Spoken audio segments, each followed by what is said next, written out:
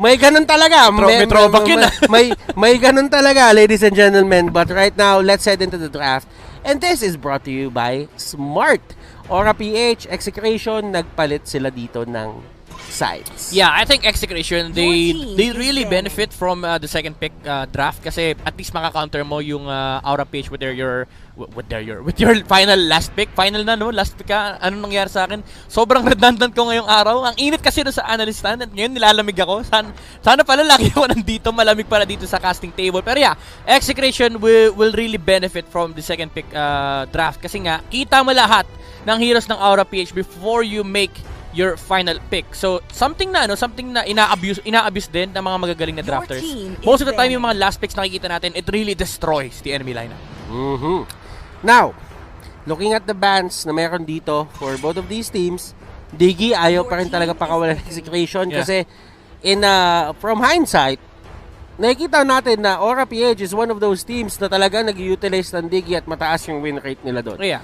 Although not perfect, One loss. One loss. Kasi I think si Blacklist has 2 loss with the Diggy. Diba? So, it's not perfect for the side of Aura PH. May mga times na nadapa din sila with that Diggy pick. Pero, kung susumahin mo, mas marami pa rin yung panalo eh. So, just take account for it. It's the best in the league right now. Yan. Aura, starting off with a Ling. So, kanina binan out nila to. Ngayon naman, kinuha nila. Lord Hades, siya ang nabibigyan ng priority talaga. And I think for the side of Execration, safe ba na kumuha na sila ngayon ng isang jungle? I think so. Kasi nakita natin, Execration, di nila pinalusot yung Selena. Something na pwedeng in-expect ni Aura PH. Now, the first pick of Aura PH is between two heroes eh. It's either the Cho, which is lumabas na for Execration, or the Ling. Kasi kapag binigay mo yung Ling sa Execration, you'd be giving the best assassin of the patch. Kasi nga, yung buff na dumating kay Ling, no, yung plus 40 damage, napakalaking impact nun pagdating sa early game. And KLVG is a Ling specialist. Now, Execration kumuha sila ng Barats and Cho. So I'm expecting Aura PH to pick up a Lunox and something else dito sa side nila. Ano yung tingin mong slot dun sa something else na yun? Feeling ko ito na yun eh. Kasi kapag pinalusot pa nila yung Lunox, Execration might pick it. They have a good they have 2 good Lunox players, and the thing is kailangan mo ng subsidiary core. Subsidiary para kay Link kasi you already see the Cho and the Barats of Execration, 2 picks na alam mong directly answering the Link pick of Aura PH. Ano ba ibig sabihin ng subsidiary?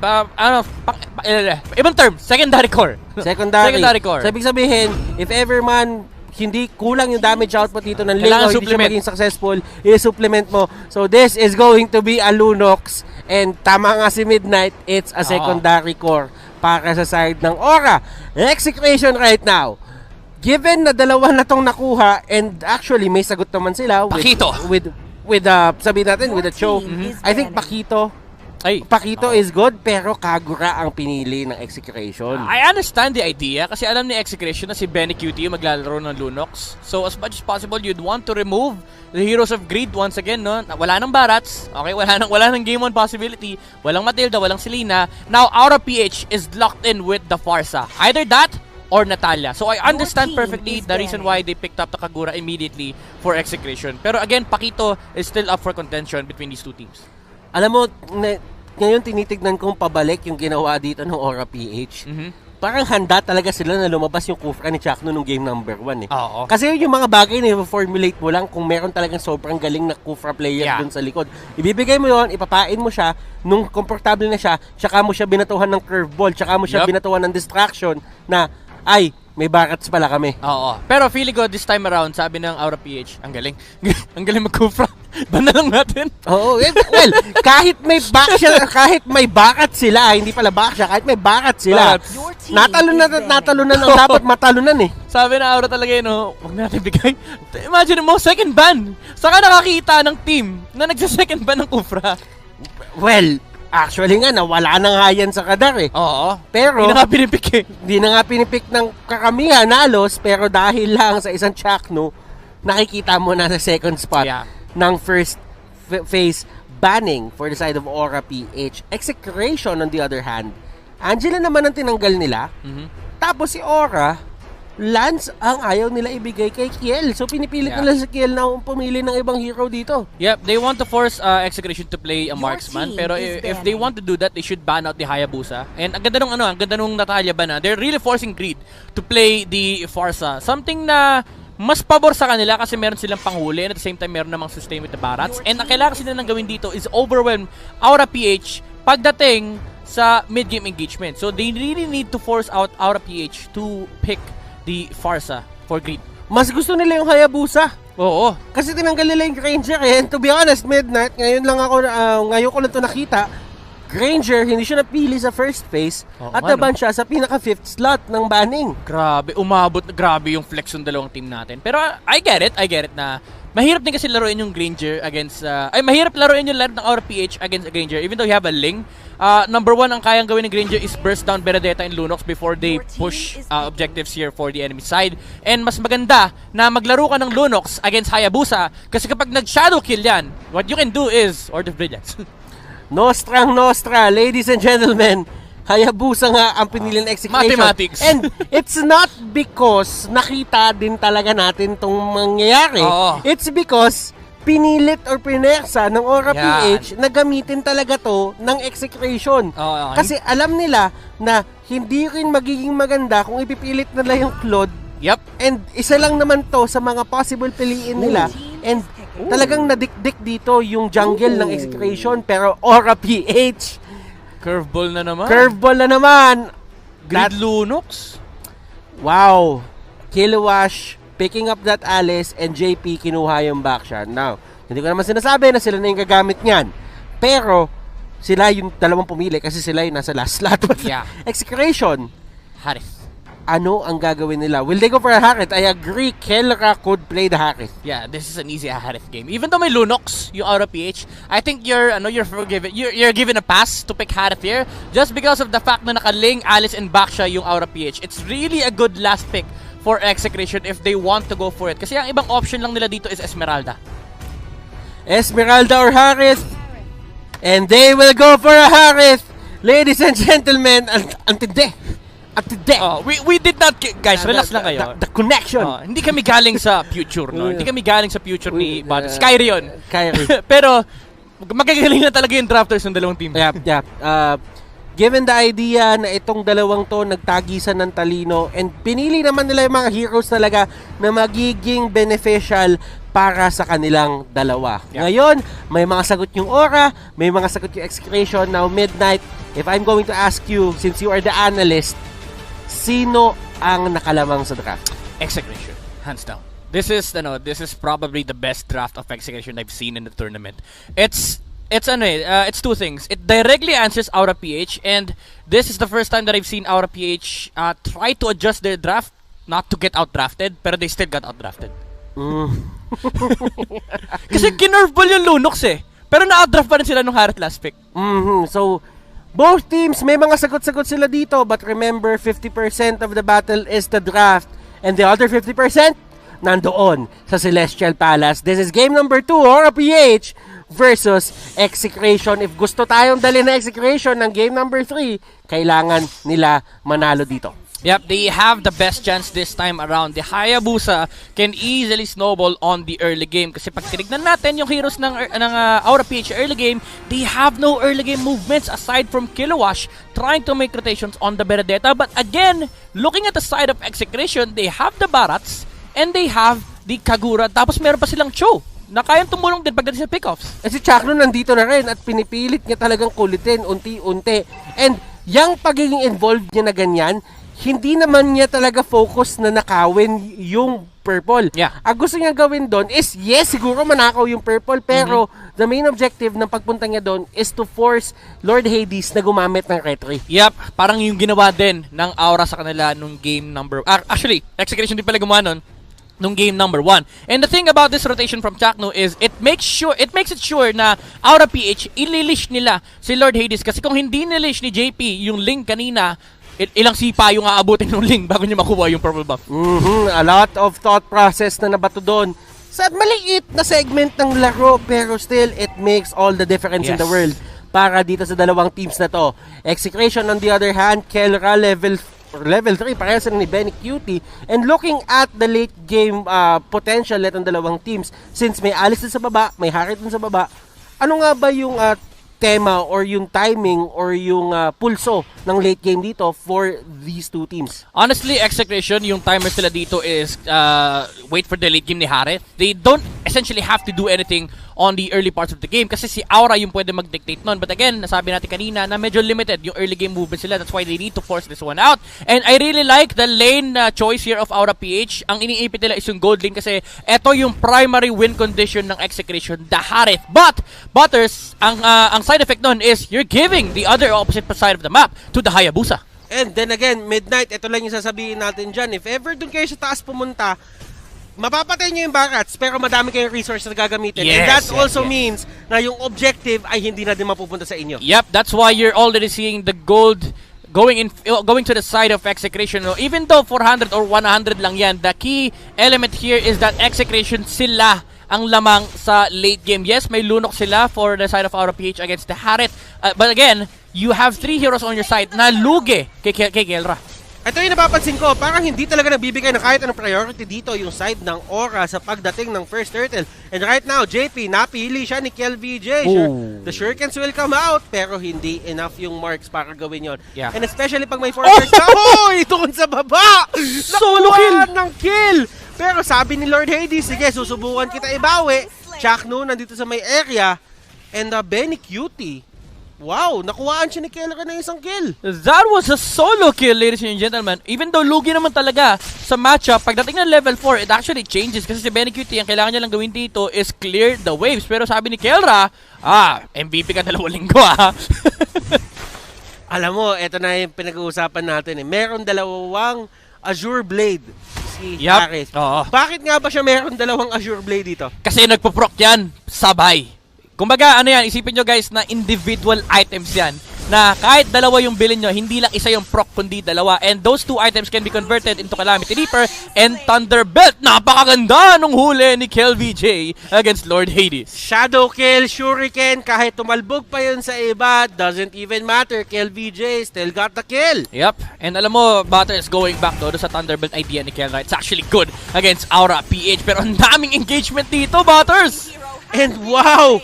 Yung plano ng Aura na pinipressure nila yung bottom lane, Execration answers it with their own pressure at mas naging successful sila doon. Yep, alam mo, sabi nila, ito pala primary win condition nyo, si Benny Cutie pala. Siya na lang, guguluhin namin kasi yung Barats sa may top lane, kahit namatayan, okay lang, wala silang pakailam. And ang daming nagamit na resources, as you can see, nagamit, actually, ilang ultimates yun? Apat na ultimates, just to take down Renjo. Barats yan. Ang ginagawa lang naman ng Barats, stay lane, keep the stacks. Pag nakuha niya yung Guardian's Greaves, yung Guardian's Helmet, join the fights. Join the fight. M2 World Championship. Yup. Dito naman sa may turtle side, KelVJ, he's gonna try to get this turtle. At pinaproc niya yung mga shadows kasi meron din naman kahit pa paano damage dyan. Min-maxing kung ano mang meron ka doon sa may taas, may push na nagaganap, pantay na sila ng baba, 1-1 sila sa turrets. And looking at this, KelVJ, nakuha pa nila yung orange buff ni Ling. Pero alam mo, efficiency yung ginagawa ni KelVJ. Yung pagkatas yung turtle, makaka-shadow out siya. Oh, and look at that. Reset yung turret damage. At Greed napilitang umalis. At titingnan natin kung paano siya makakatakas dito. Eto Max, nasa area na din. Meron pa ba siyang brilliance para makatakbo? Yes, meron pa. Pero grabe yung rotation na ginawa dito na side ng Aura. Napakalayo niyan from coast to coast. Pero walang mangyayaring pick-off or walang mangyayaring fight. Yep. Alam mo, ang lupit din talaga ni Kilowash. If it was any other player, they would have chased the Harriet kasi alam nila na wala naman na summon force even though magkukuldon yun, kayang-kaya niya patayin yun within the time frame. Pero kasi kakakita niya ng Kichakno. So iniisip niya na baka kahit habulin ko tong Harriet, baka mapatay ko, pero mahuli naman ako ni Chakno. So there's a lot of risks involved there with the Benedetta trying to chase for the kill. So ang sabi ni Kilowash, disengage na lang ako. Okay, so Renjo nahuli, Chaos Darkening, ginamit lahat, binomba si Renjo. Sama mo na si Lord Hades, 0-3 si Renjo, pero ginagawa niya lang din yung trabaho niya talaga. Oo, alam mo, sabi ni Kelra dito, Renzo, trabaho mo rito, mamatay kasi kailangan ko mag-farm.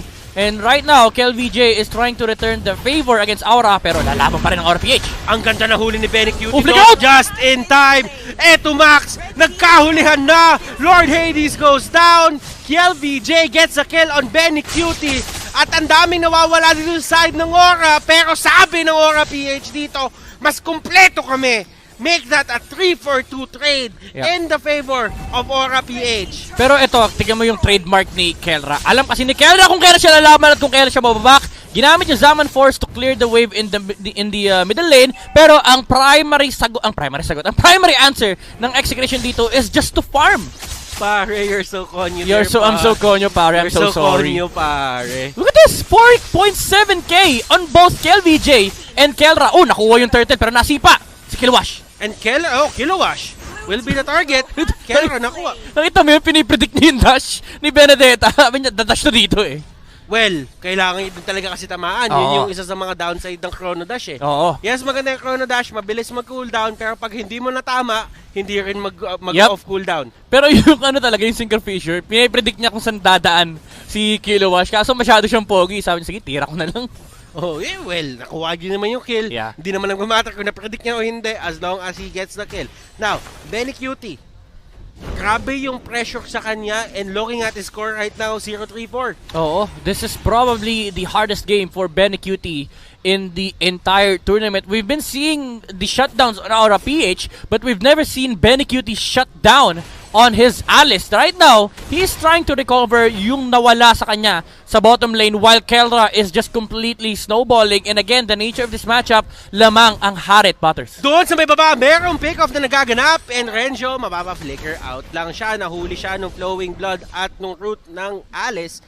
At sinamahan pa ng Chaos Darkening, pero dahil nga sa flicker, siya ay mabubuhay. At marami ng buhay na nasalba ang flicker. Pero ngayon, nandito siya na naman at siya na naman ang pinili at siya na naman ang uulihin. And Renjo, mauhuli siya ng Tempest of Blades. Pero still, the fact remains, ginamit mo ba rin yung Tempest of Blades? So that means, dito sa ginagawang push ng side ng Execration at doon sa gagawin nilang push sa taas, wala kang Tempest of Blades. Yeah, the thing is, Aura PH, they're getting what they can. Kasi ang problema, hindi rin nila kaya contest yung Hayabusa and yung Harit at this point. So Execration, they're happy with that. Even though ang nasasaktan dito is Renzo, no, yung item build-up ng kanyang sustain item might be delayed. But again, his job in this game is to sustain for his teammates. It doesn't matter if he dies or not kasi ang importante, mag-scale towards the late game ang Execration. Again, napag-usapan natin kanina, walang kailangan gawin ang Execration kundi mag-farm. Just have the items ready on KelVJ and Kelra. Oh! KelVJ, siya ang unang tutumba. JP, nahuli siya. Kelra dito, just unloading on the side of Aura PH. Greed, nahuli ni Eto Max. At Greed, matutumba. Nandito na si Killwash and look at that electro final blow sa kita ng madami. Benny Cutie, ayaw na niyan. Muntik na. Ang ganda sana ng pasok ni Benny Cutie. But on the bottom lane, Lord Hades, dito siya nakilala. Kahit nung nasa Signal Ultra pa siya, the split push off the link. The question is, may Malefic Roar ba? Pero Execration, a-answer nila yung pag-split push ng link with the Barats. Hindi enough yung time na nakuha niya to get the turret on the bottom lane kasi may shield pa naman. But still, this has to be something na kailangan bantayan ng Execration. Yung buhay ng bot lane nila, ibig sabihin, kailangan na nila i-wave manage lahat-lahat na nangyayari dito sa mapa as to not get split by that link. Ito yung punishment na binibigay ni Lord Hades against Execration. Sabi nila, paulit-ulit yung binigay yung lane ni Renzo. Ngayon, eto yung bubutasin ko. Execration needs to put Renzo on the bottom lane at all times to clear the wave. And it makes it so na laging 5v4 ang engagement in favor of Aura. Kasi alam nila, sila nagdidikta. Pwede nilang bilangin yung hero sa mapa. Si Renzo lang yung nasa bottom lane. And Renzo, primary target, wala siyang magagawa. Yan talaga yung trabaho niya. Pero Divine Glaive, nakuha na ni Greed. At merong away na mangyayari dito. 4v5 situation. And Greed! Nahuli ni Chakno! Make that a 4v4. JP ang next na tutumba. Benny Cutie going in. Shadow kill. Kumapit kay Benny. Hindi siya makakatapos. Killwash goes down. Lord Hades, nasa baba. Lord Hades nasa baba at hindi niya na mapupush yan. Yep, makiklear na ni Chakto yan. And ito yung sinasabi natin kanina, Butters, Execration, sabi nila, sige, patayin nyo si Renzio, ang papatay namin yung kakampi nyo. Kelra with the deciding move. Sabi niya, ilaban natin to. He was able to get kill wash. Mapapasag ata yung baba. Pasag yung baba, pero okay lang. Lord yung kapalit, Kuya Butters. At eto, no. Hindi nabasag. May minion. Hindi nabasag. Wala, kung previous patch to, basagin. Oh, pero still, it is what it is. Kamunti ka na yun. Oo. Kamunti ka na. Well, it was a great move then from Renzo na na-realize niya na, ay, teka, may minions pa pala. Kailangan ko bumalik doon. Teka guys, yung bot ko. Yung bot ko. Ngayon, yung side naman ng Aura, talagang inaano nila, sana meron tayong trade na makuha dito kahit nakuha nila yung Lord. I like the choice here by Kelra. He went for Calamity Reaper. Hindi niya tinapos yung Thunderbolt kasi alam niya na hindi naman siya kaya ng Ling. Feather, Oracle to sustain against the... Feather, Oracle na nagsama. Yung Oracle to sustain against the Lunox and the Holy Crystal. Para... Kasi ang different route dito is the Divine Glaive. Pero maganda yung Holy Crystal for the surge of the magic power during the Zaman Pull. And it's somewhat of a... It's a somewhat answer din indirectly. Oh! Para kay JD. Pero alam mo, nakita mo kung anong ginawa nila dito, Kelra. Just letting his talent show dito sa game na to. At si Ling nandun. Nandun na naman siya, pumunta siya doon para mag-recall. Ang layo ng minion wave. Sabi niya, teka, ang layo pala. Hindi ko pa pala. Kailangan ko na umalis dito. Awit sa inyo, pre. Awit, Lods. May nag-call kasi, uy, Lord Hades, push mo yung bot. Pagdating niya, pre, wala namang minions, pre. Wala namang awit sa'yo. Awit sa'yo. Idolo. Alam mo, Butters, Execration dito, naghihintay na lang sila. Probably the next Lord, pero kaya nilang i-take yung natitirang dalawang towers ng Aura PH. Pero again, the next Lord is gonna be the main point of contention for these two teams. The problem is, for Aura PH, there's no real way for them to actually contest against Execration because of the existence of the Barats. Lord Hades, yung energy niya, may energy gap. Pero dahil yan, wala siyang purple buff dito. Wala siyang purple buff eh. Oh, wala siyang purple buff. Kulang, energy gap. Alam mo na, next. Kailangan maglaro ka ng champion way. Mga champion mga kasama mo eh. Energy gap, di pwede. Pag ano ka, may champion way ka, kahit wala kang purple buff. Start your day the champion way. Nice one. No need purple buff. No need purple buff. Pero kasi kailangan mo yun eh. Kasi energy is key. Oo, tama. Actually, pati si di ba? Pati si Hayabusa. Oh, energy skill. Oh, dapat champion way eh. Start your day the champion way. Pero champion na si LVG. Kaya lakas niya rito. Oy! Speaking of champions, Lord Hades, takbo! Hindi niya kayang patayin si Etomax. Nagtatatakbo, parang akyat bahay, ladies and gentlemen. And Lord Hades, wala siyang magagawa. Kailangan niya pihitin talaga yung Tempest of Blades. And that is another opening na pwedeng gamitin ng Execration sa sarili nilang pagkuha ng fights. Walang Tempest of Blades, pwede tayo lumaban. Yep. 70 seconds. The condition now for Execration is to freeze the lane. Prevent Aura PH from getting the resources that they want. Nahuli! Nasipa! Walang Tempest of Blades. Ito yung sinasabi nating opening midnight. Grabe! Chakto! With a Chak Mamba! Sabi niya sa mga kampi niya, pre, walang lipad to, pre! And I think yun talaga yung mismo mong naging call. Oo! Walang lipad to, pre! Walang lipad to, pre! Tara, go natin! And this looks like something Execration has dreamt about dito sa game number 2 na to. All turrets, well, not all turrets, but 2 out of 3 turrets are down sa side ng Aura base. And Execration, may freedom sila magpapasok na sa base ng Aura PH if ever they want to. But the fact remains, auto-push na yung mid at yung bot. Yeah. Oy, grabe. Si Kelra, binenta niya isang Nimble Blade, hindi niya tinapos yung Thunderbolt. He went for the Athena. Kasi alam niya na ang papatay sa kanya dito is si Lunox, pati na rin si Alice. Yung Azure Blade. Yung Azure pala. Yung Azure, yung Nimble. Kulay white yun. Yung Azure Blade, yung kulay blue. Yan. Yan si Lord. Ito na si Lord. Si Lord Hades. Nandito na naman sa baba. Ang daming Lord, no?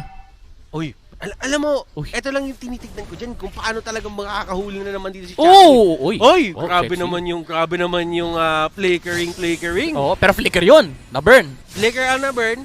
But then again, since mobile naman ang isang JP with the back shot, pwede na lang siya gumulong papasok ng laban. Yeah. Although, wala siyang extra mobility para makatakas doon sa fights. That's gonna be a problem against the Haret, no? Kasi kapag nakulong kayo sa Zaman Force, kahit pa sabihin natin makagulong ka, ang daming ways for Execration para pigilan yung paggulong ni Baksha. Oy!